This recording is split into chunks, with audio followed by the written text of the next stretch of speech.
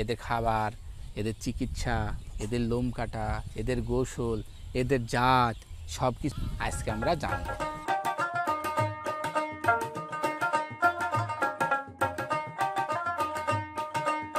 কি গাড়লের পাতলা পায়খানা হতে দেখলাম, তাহলে আমি তাকে কি খাওয়াবো? আচ্ছা, এদের কি কলিজা কৃমির চিকিৎসা দেওয়া হয়?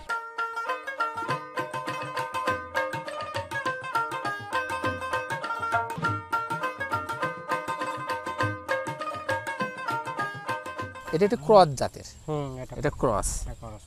এ দুইটা করে বাচ্চা দেয়? হ্যাঁ, দুইটা করে দেয়। আচ্ছা, এর ওজন কেমন হবে দেখে একটু।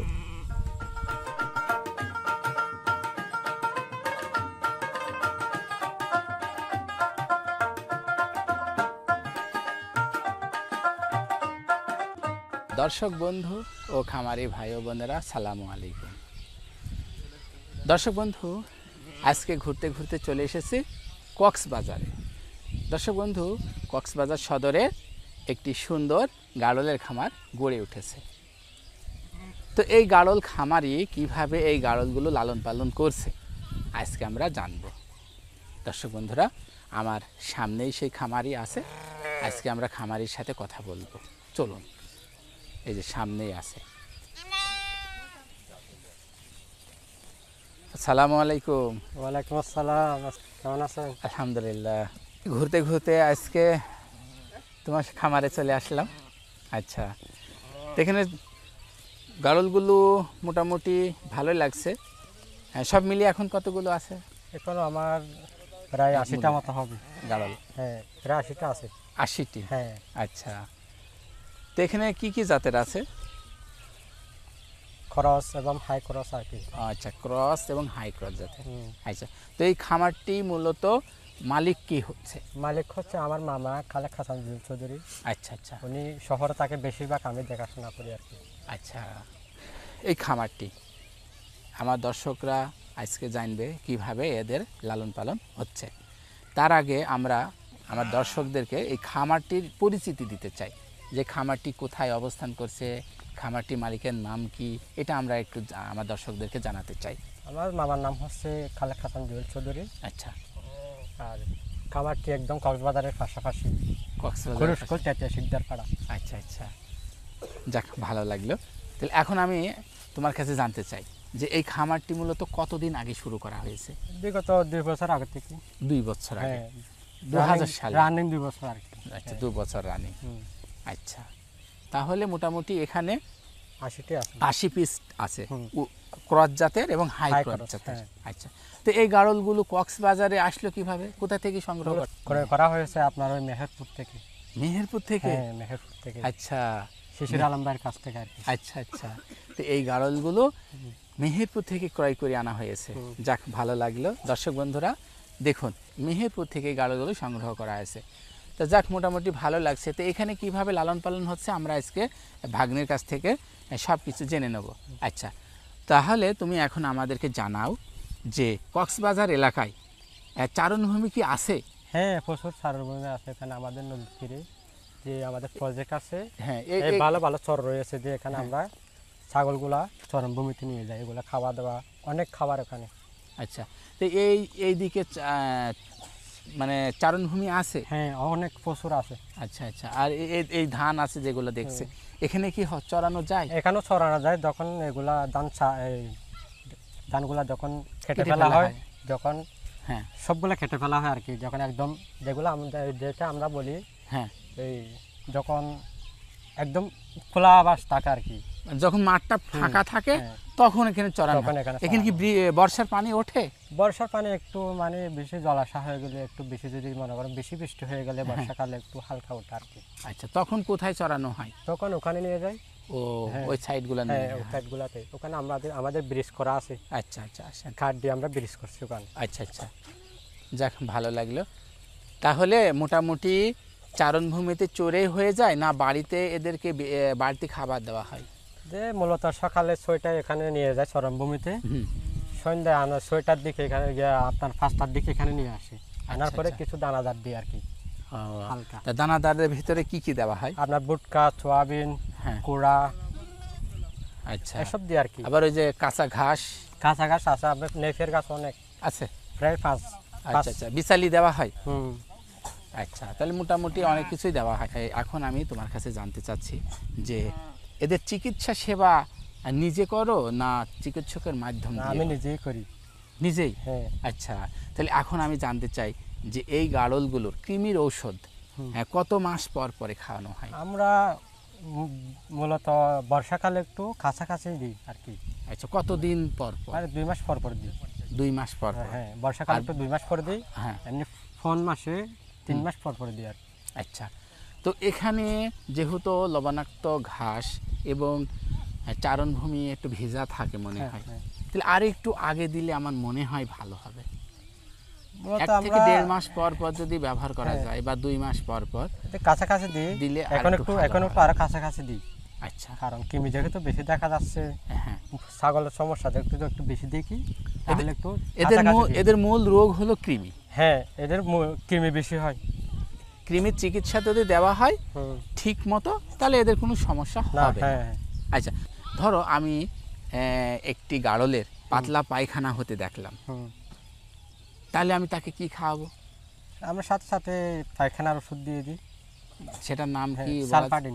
সালফাডিন। হ্যাঁ। আচ্ছা, সালফাডিন ছাড়া আরো কি অন্য ওষুধ দেওয়া যায়? আরো অনেক ওষুধ আছে, তবে আমি এই ওষুধটা খাওয়াই, অনেক বিভিন্ন সময় ভালো পাই, ফল পাওয়া যায়। হ্যাঁ, ফল পাওয়া যায়। আমি এটা দিই। আচ্ছা আচ্ছা, সাথে করে স্যালাইন দিই। হ্যাঁ, খাবার স্যালাইন।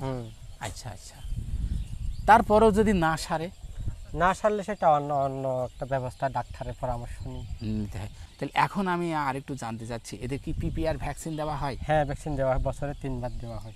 3 বার ভ্যাকসিন দেওয়া হয়? ভ্যাকসিন দেওয়া হয়। আচ্ছা, আর এদেরকে ভার্মিক করা হয়, মানে চর্মরোগ, লোম উঠে যাওয়া? ওটাও করি, ভার্মিকও করি। আচ্ছা আচ্ছা, এদেরকে কলিজা কৃমির চিকিৎসা দেওয়া হয়? হ্যাঁ, দেওয়া। আচ্ছা, যাক, ভালো লাগলো। তাহলে বছরে 2 বার কলিজা কৃমির চিকিৎসা দিতে হয়। তো কলিজা কৃমির চিকিৎসা দেওয়ার সাথে সাথে এদের অ্যালার্জি নাশক একটা ইনজেকশন দিতে হয়, সেটাও দিই। হ্যাঁ। আচ্ছা আচ্ছা, তাহলে এদের গোসল কতদিন পর পর হয়? গোসল মূলত 1 সপ্তাহ পর একবার করে করায়। 1 সপ্তাহ পর পর? হ্যাঁ। আচ্ছা, 1 সপ্তাহ পর পর। আর লোম কাটা হয় কতদিন পর পর? লোম মনে করেন আমরা যখন আমার নিজের ভালো লাগে না দেখতে, তখনই আমি কেটে ফেলি। আচ্ছা, এই কাঁচি দিয়ে না মেশিন দিয়ে? কাঁচি দিয়ে একটু বেশি কাটি, আমরা এখানে তো মেশিন নাই। আচ্ছা, কাঁচি দিয়ে আমাদের একটা অভ্যাস হয়ে গেছে না? হ্যাঁ। আচ্ছা, দর্শক বন্ধুরা জানতে পারলো এদের খাবার, এদের চিকিৎসা, এদের লোম কাটা, এদের গোসল, এদের জাত, সব কিছু আমার দর্শক বন্ধুরা জানলো। আর একটু জানতে চাচ্ছে যে গাড়ল লালন পালন 2 বছর ধরে তুমি এবং তোমার মামা করতেছো, এটা কি বোঝা যাচ্ছে যে লাভজনক? হ্যাঁ, অবশ্যই লাভজনক। ভালোভাবে দেখাশোনা করলে, হ্যাঁ, যে ভালো চরণভূমি থাকলে, হ্যাঁ, এই ব্যবসাটা করা যায়। হ্যাঁ, তাহলে আমার দর্শক বন্ধু তো অনেক আছে, চট্টগ্রাম, কক্সবাজার এই অঞ্চলে অনেক আছে। সেই আমার বন্ধুরা যদি এই গাড়ল লালন পালন করতে চায় এই অঞ্চলে, পারবে? অবশ্যই পারবে। আমার মতো তাদেরও অভিজ্ঞতা অনুযায়ী ওটা ট্রাই করতে হবে আর কি, যেটা ভাগ্য, যেটা চেঞ্জ করতে হবে। হ্যাঁ, যে আমি এটা করব, কোনো একটা করে আমাকে ভাগ্য বেছে নিতে হবে। আচ্ছা, মনে করো আমি এটা নিয়ে আমার ভাগ্য, আমি এটা চেঞ্জ করলাম আর কি। আচ্ছা, তাহলে আমার দর্শক বন্ধুরা যদি তোমাদের কাছ থেকে পরামর্শ নিতে চাই? অবশ্যই পারবে। আর যদি 2-1টি গাড়লও নিতে চাই? হ্যাঁ, নিতে পারবে, সমস্যা নেই। আচ্ছা, দেখা যাচ্ছে আমার একটা বন্ধু বললো, ভাই আমার 3টা গাড়ল দরকার, তাই 3টার জন্য তো সেই মেহেরপুরে যেতে পারতেছে না। তখন বলল যে আমরা এই কক্সবাজারে সেই ইকবাল এবং ইকবালের মামা জুয়েলের যে গাড়ল খামারটি আছে, আমরা সেখান থেকে 2-3টা কিনতে। অবশ্যই করতে পারবে, সমস্যা পারবে? হ্যাঁ, অবশ্যই। আচ্ছা, যদি আমার দর্শক বন্ধুরা মাংসের জন্য গাড়ল নিতে চাই? সেটাও পারবে। দেখে হয়তো আমরা তো যারা লালন পালন উপকৃত, যারা খামারে আছে, আমরা একটু তাদেরকে দেওয়ার চেষ্টা করব, যাতে দেশের রপ্তানিগুলো বেশি হয়। আচ্ছা আচ্ছা আচ্ছা আচ্ছা, বুঝলাম। যাক, মোটামুটি অনেক সুন্দর কথা, আমরা অনেক সুন্দর কথা জানতে পারলাম, আমার দর্শকরা জানতে পারলো যে গাড়ল একটি লাভজনক। হ্যাঁ, অবশ্যই লাভজনক। আচ্ছা, তো এখন আমি আরেকটু জানতে চাচ্ছি, এই ক্রস এবং হাই ক্রস জাতের মা গাড়লগুলো কয়টা করে বাচ্চা দিচ্ছে? বেশিরভাগই আপনার হাই ক্রসের এগুলা বেশিরভাগ বাচ্চা একটা। হাই ক্রসেরগুলো একটা করে দিচ্ছে? হ্যাঁ, এটা ক্রসগুলো 2টা দেয়। দুটা দিচ্ছে। হ্যাঁ, যেটা ভালো জাতের গারল হ্যাঁ। সেটা বেশিরভাগই বাচ্চা দেবে আপনার একটা করে। আচ্ছা, গ্রুপ ভালো আর কি। তোমার এখানে যে গাড়লগুলো দেখছি এগুলো কয়টা করে দিচ্ছে? এগুলো দুটা করে। আমার এই প্রথমে এই মনে করো আমার এই মাসে 8-10টা ছাগলে বাচ্চা দিয়েছে। দেখেন এখানে এগুলো দুটা- বাচ্চা দিচ্ছে না? হ্যাঁ, দর্শক বন্ধুরা বাচ্চাগুলো একটু দেখুন, এগুলো দুটা দুটা করে বাচ্চা দিয়েছে। দুটা করে না? দেখেন আচ্ছা, প্রায় 8টা ছাগলে বাচ্চা দিয়েছে দুটা করে। হ্যাঁ, হ্যাঁ, বাচ্চাগুলো তো মোটামুটি হেলদি হ্যাঁ, হয়েছে, ভালোই হয়েছে। আচ্ছা, হেভি গ্রুপ ভালো। এই যে আমি দর্শকদের দেখাই ভালো করে একটু দর্শকদের। আচ্ছা আচ্ছা, এই বাচ্চাটি বয়স কতদিন? এটার বয়স 1 মাস হবে। 1 মাস। 1 মাস। আচ্ছা আচ্ছা, 1 মাস। অনেক সুন্দর হয়েছে বাচ্চাটি। আচ্ছা ঠিক আছে, ছেড়ে দাও। দেখুন দর্শক বন্ধু, দেখুন অনেকগুলো বাচ্চা আছে। বাবু তুমি পিছিয়ে যাও। হ্যাঁ, দেখুন অনেকগুলো বাচ্চা হয়েছে। এই বাচ্চাগুলো অল্প দিনেই হয়েছে না? আচ্ছা আচ্ছা আচ্ছা, তো যাক মোটামুটি অনেক সুন্দর। এটা পাঠা না? হ্যাঁ, এটা পাটা। এটা পাঠা। আচ্ছা, পাঠা। এটা দিয়ে মূলত এটা দিয়ে সবগুলো করা। পাঠাটা একটু ধরি আমরা, আমার হ্যাঁ, দর্শকদেরকে একটু দেখাবো পাঠাটা। একটু ফাঁকা জায়গায় নিয়ে যাই। আচ্ছা, তাহলে পাঠাটি দেখি। অনেক শক্তি। আচ্ছা, পাঠাটি হাই ক্রস, হ্যাঁ, 100% অরিজিনাল না। হ্যাঁ, অরিজিনাল। আর শিংটা কিন্তু অনেক সুন্দর। হ্যাঁ, সুন্দর। শিংটা সুন্দর, বডিটাও ভালো। তাহলে এটা দিয়ে ক্রস করানো হচ্ছে। হ্যাঁ, এটা দিয়ে ক্রস করে। আচ্ছা আচ্ছা, দেখুন দর্শক বন্ধুরা, পাঠাটা আর একটু উন্নত হলে ভালো হতো। আচ্ছা, আমরা এখন এই ধাড়িটা একটু ধরতে চাই। হ্যাঁ, হ্যাঁ এইটা একটু ধরে, এইটা আমরা একটু দেখতে চাই। আচ্ছা দর্শক বন্ধুরা দেখুন, এটা একটু ক্রস জাতের। এটা ক্রস। আচ্ছা, এটা ক্রস। এই দুইটা করে বাচ্চা দেয়? হ্যাঁ, দুটা করে দেয়। আচ্ছা, মাথাটা দেখায় একটু। আচ্ছা আচ্ছা, নিম্নমানের ক্রস। হ্যাঁ, ক্রস। আচ্ছা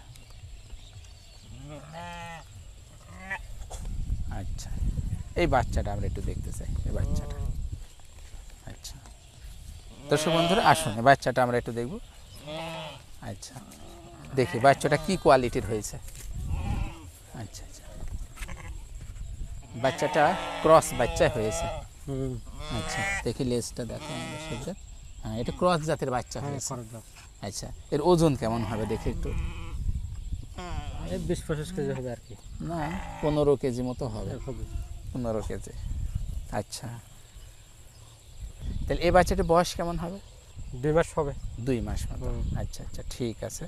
তোমরা কি বাচ্চা বিক্রি করো না বাচ্চা বিক্রি বড় করি। বিক্রি করো? একটু চোখের চাহিদা, যেমন চাহিদা বাড়লে এরকম। ও মানে বড় হলে কাস্টমাররা সাইজ ফল আর কি। যদি বলে যে আমার এটা পছন্দ আমি নেব, তার মানে তাদের পছন্দ অনুযায়ী গাড়ল বেচা কিনা? অবশ্যই। আচ্ছা, দর্শক বন্ধুরা দেখুন। আচ্ছা, এই বাচ্চাটি কতদিন? 20 দিন হবে? 1 সপ্তাহ হবে। 1 সপ্তাহ। 1 সপ্তাহ। আচ্ছা আচ্ছা, এটা একটা ক্রস, নিম্নমানের হ্যাঁ, ক্রস। হ্যাঁ, খরচ। ও কয়টা বাচ্চা দিয়েছে? ওখানে যায় দুইটা দিছে। দুইটা? হ্যাঁ। এই দুইটা? আর আরেকটা দিকে আছে। ওইদিকে আছে না পিছনে? এটা বসে আছে, এটা কার? এটা না, এটা না, আরেকটা।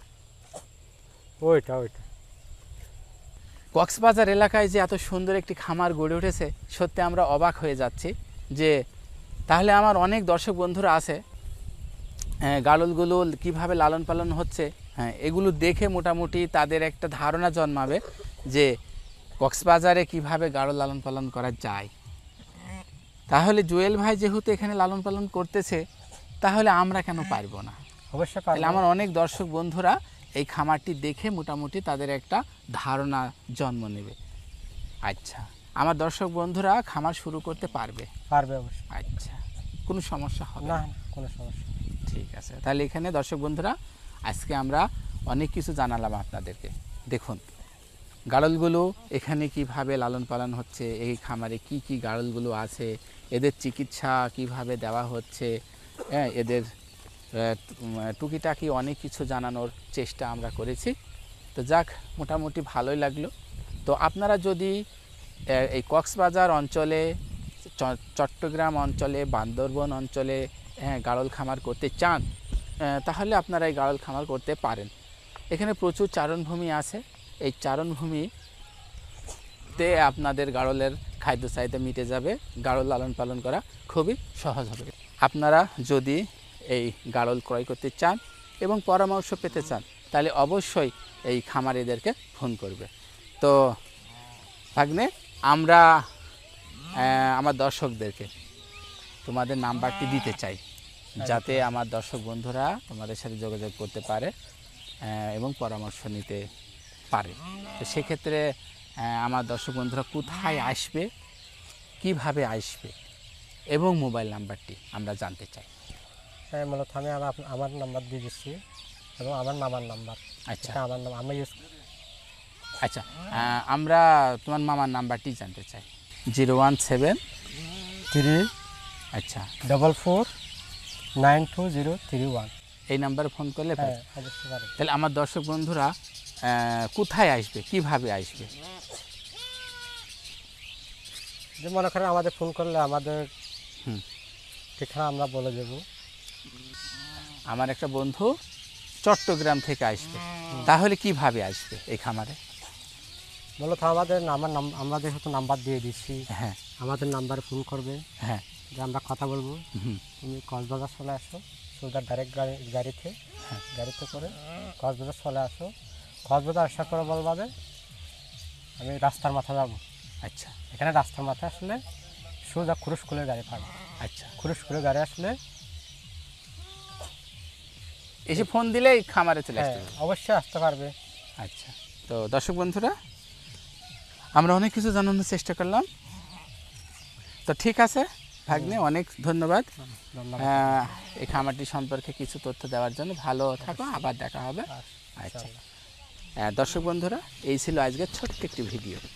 এই ভিডিওতে আমি আপনাদেরকে এই কক্সবাজারের বুকে এই এত সুন্দর একটি গাড়ল খামার কিভাবে পরিচালনা হচ্ছে, কিভাবে লালন পালন হচ্ছে, সব কিছু আজকে আপনাদেরকে জানানোর চেষ্টা করলাম।